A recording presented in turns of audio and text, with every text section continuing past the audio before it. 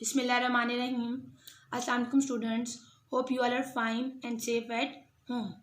Today I am going to explain the Newton's third law of motion.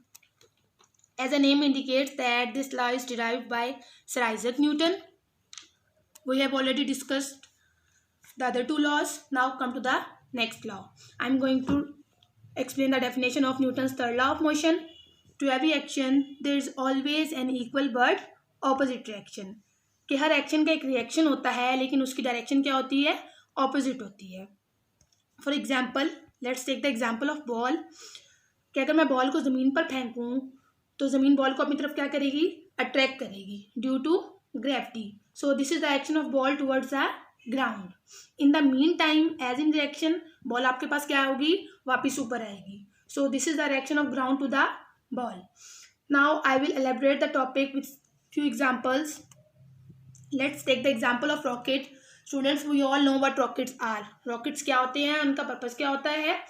Rocket moves on the principle of Newton's third law. Rocket भी Newton के third law पे ही काम करता है. Rocket के अंदर क्या होता है, रॉकेट के अंदर जब फ्यूल होगा, जब हम उसको जलाएंगे तो गैस मॉलिक्यूल्स जो हैं रॉकेट के वॉल्स के साथ, रॉकेट के अंदर की वॉल्स के साथ टकराएंगे.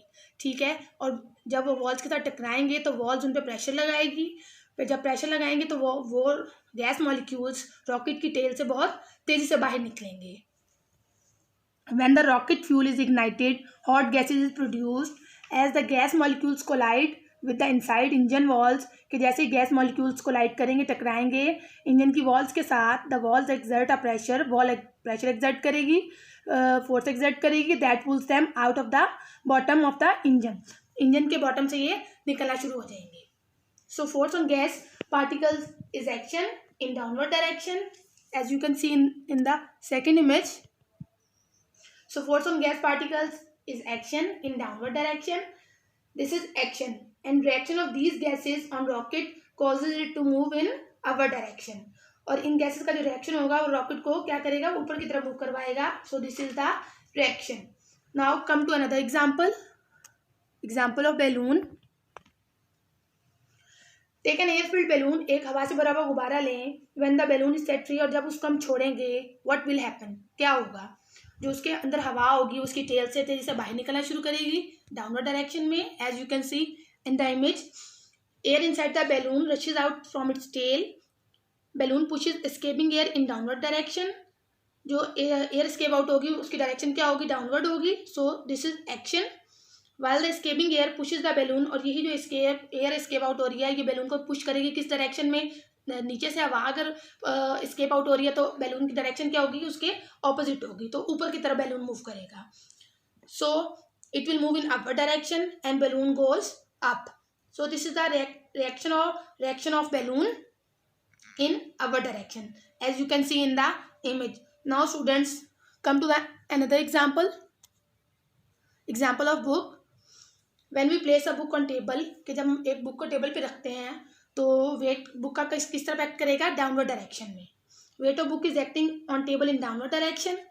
सो this is action of book on table. ये बुक का एक्शन होगा किसके ऊपर, टेबल के ऊपर. अब इसके बाद क्या होगा, the reaction of table acts on the book in upward direction. अब टेबल का रिएक्शन किसके ऊपर होगा, बुक के ऊपर होगा, और उसकी डायरेक्शन क्या होगी, ऑपोजिट होगी. उसके पहले वो डाउनवर्ड डायरेक्शन में था, अब क्या होगा, अपवर्ड डायरेक्शन में होगा. So this is the reaction of table on book. Now students, there might be a question arise in your mind, if they are equal and opposite why don't action reaction pairs cancel. कि अगर ये equal और opposite होते हैं तो ये cancel out क्यों नहीं होते. Let's come to the answer.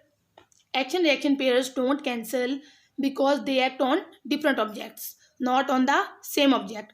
क्योंकि सेम ऑब्जेक्ट्स पे एक्ट अपॉन नहीं कर रहे होते, डिफरेंट ऑब्जेक्ट्स पे होते हैं, so that they can not cancel. Equal and opposite forces acting on the same object would cancel. कि इक्वल और ऑपोजिट फोर्सेस अगर सेम ऑब्जेक्ट पे एक्ट कर रही होती तो ये क्या होते हैं, कैंसल आउट हो जाते. I have given you a very few examples, but there are so many other examples regarding Newton's third law of motion. For example walking, movement of birds, etc. etc. This is your today's lecture.